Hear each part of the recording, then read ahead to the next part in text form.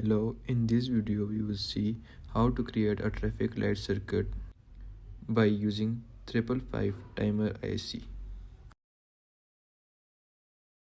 This is the circuit diagram of the project. The components you will need in the project are given below in the description.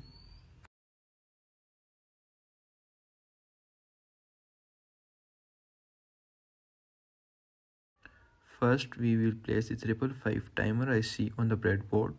Connect pin 8 of the IC to the positive rail and pin 1 to the negative rail. Connect pin 4 to pin 8 of the IC.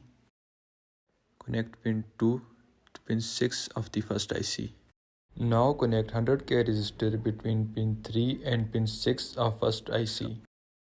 Now place the 100 microfarad capacitor between pin 2 and negative rail.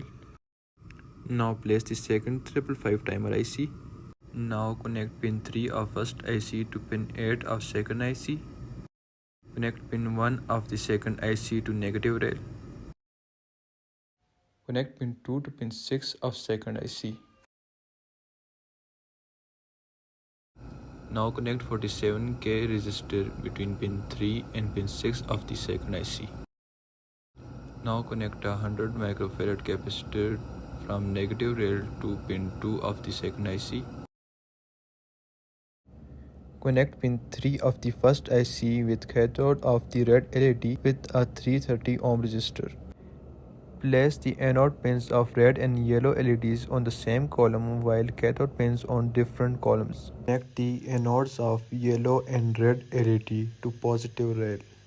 Connect the cathode of yellow LED to the pin 7 of the second IC via 1K resistor. Place green LED on the breadboard. Connect anode pin of the green LED to pin 3 of the second IC and cathode pin to negative rail via 330 ohm resistor. Connect pin 4 of the second IC to positive rail of the breadboard.